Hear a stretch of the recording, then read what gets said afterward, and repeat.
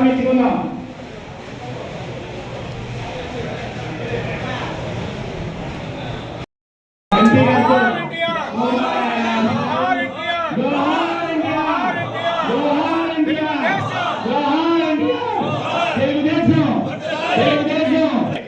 very much.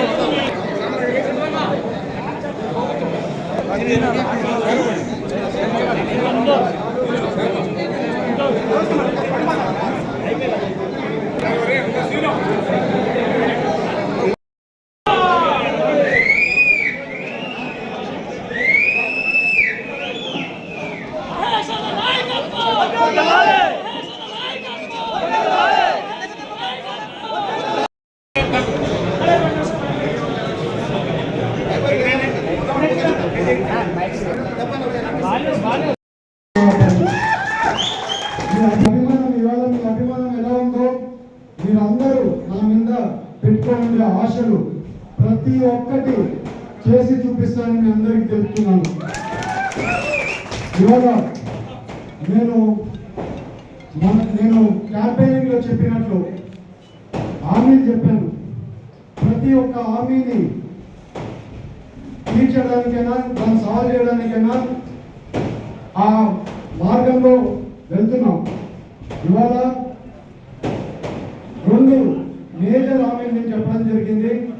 ఒకటి ధర, రైతులకి గిట్టుబాటు ధర, అలాగే యువతకి పరిశ్రమలైనా కానివ్వండి, ఉద్యోగాలైనా కానివ్వండి, ఈ 4 పనులు మేజర్ పనులుగా నేను చేయబోతున్నా.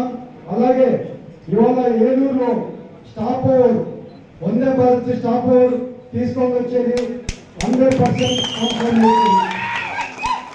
నేను మినిస్టర్ గారికి ఒకటే చెప్పాను, రైల్వే మినిస్టర్ గారికి, ఏలూరు కాన్స్టిట్యున్సీ నుంచి నేను వాళ్ళకి ఇచ్చిన 2 హామీలు అండి.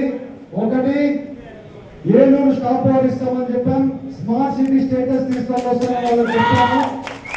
ఆ రకంగా వాళ్ళు 68,000 మెజారిటీతో గెలిపించారని తక్షణమే ఆయన ఆ లెటర్ మీద ఈ లెటర్ వెరీ ఇంపార్టెంట్, ఇది శాంక్షన్ చేయమని కింది పంపించారు. అంటే మీరు ఓట్ వేసింది ఎక్కడికి పోలేదు. ప్రతి ఒక్క సమస్య నేను ఢిల్లీలో పోరాడతాను, అలాగే యువత మీద కూడా పోరాడుతాను. అలాగే యువతకి ఉద్యోగాల గురించి వచ్చే సెప్టెంబర్ నుంచే మా పార్టీ ఆఫీస్ దగ్గర, ఎంపీ పార్టీ ఆఫీస్ దగ్గర ప్రతి వారం జాబ్ మేళా ఉండబోతుంది. ప్రతి వారం జాబ్ మేళా పెడుతున్నాం. ప్రతి ఒక్క కంపెనీతో మాట్లాడాం. అలాగే నేను కొన్ని కంపెనీతో అప్పుడే ఇచ్చినాను, వాళ్ళందరికీ ఇంటర్వ్యూ కూడా పిలవడం జరిగింది. అలాగే ఒక 18-20 మంది పిల్లలకి అప్పుడే ఇంటర్వ్యూకి పిలిచారు. మీకు ఉద్యోగాలు వచ్చినాక ఆ ఉద్యోగాలకు కూడా పోయి జాయిన్ అవ్వాల్సింది కోరుకుంటాను. ఎందుకంటే యువత ఉద్యోగాలు వచ్చినాక మళ్ళీ ఉద్యోగాలు పోవడం లేదు. వాళ్ళందరికీ కూడా ట్రైనింగ్ సెక్షన్స్ పెట్టడానికి కూడా నేను మాట్లాడుతున్నాను. అలాగే రైతులకి గిట్టుబాటు ధర ఉంది. ఇవాళ టొబాకో రైతులు ఉన్నారు. టొబాకో రైతుల గురించి అప్పుడే నేను సెక్రటరీకి, కమర్షియల్ సెక్రటరీతో మాట్లాడడం జరిగింది. వాళ్ళకి 2 సమస్యలు ఉన్నాయి. సీలింగ్ ఉన్నింది, టొబాకో రైతులకి సీలింగ్ ఉన్నింది. ఆ సీలింగ్ తీసేయమని చెప్పాం, అది తీసేసారు. ఎందుకంటే ఈ మధ్య వర్షాలు ఎక్కువ వచ్చి టొబాకో రైతులకి రేటు ఇది కాకపోతే వాళ్ళకు కూడా తగ్గిమని చెప్పాం, అది కూడా తగ్గిస్తామన్నారు. అలాగే టొబాకో రైతులకి సీలింగ్ ఉంది, ఇంతకంటే ఎక్కువ పెంచడానికి లేదని సీలింగ్ ఉంది. ఆ సీలింగ్ కూడా తీయమని అడిగాము, అది కూడా కోఆపరేటివ్గా చేస్తా అన్నారు, నేను చేపిస్తాను. అలాగే వాళ్ళు ఇంకోటి అడిగారు, టొబాకో రైతులు ఇంకోటి అడిగారు, సాల్వ్ చేస్తాం ఇవాళ. అలాగే చింతల్పూడి భద్రాచలం లైన్ ఉంది, అది కూడా దాని సమస్య ఒకటి ఉంది. ఆ సమస్య ఏంటంటే తెలంగాణ ఇవ్వాల్సిన డబ్బులు వాళ్ళు ఇస్తున్నారు, సెంట్రల్ ఇవ్వాల్సిన డబ్బులు వాళ్ళు ఇస్తున్నారు, స్టేట్ ఇవ్వాల్సిన డబ్బులు మన స్టేట్ అంటే ఆంధ్రప్రదేశ్ ఇవ్వాల్సిన డబ్బులు ఇవ్వలేదు. కాబట్టి ఆ ప్రాజెక్ట్ ఆగిపోయి ఉంది. నేను రైల్వే మినిస్టర్ గారిని అడగడం జరిగింది, సార్ మీరు ఈ డబ్బులు ఏమన్నా మీరు పెట్టి ఆ రైలు ట్రాక్ స్టార్ట్ చేయండి. ఆ స్టార్ట్ చేస్తే మేము ఇవ్వాల్సిన డబ్బులు ఏమున్నాయో వచ్చే 15 ఏళ్లలో ఇస్తాము అని చెప్పి మాట్లాడడం జరిగింది. దాని గురించి కూడా ఒక్కసారి లెటర్ పెట్టమన్నారు.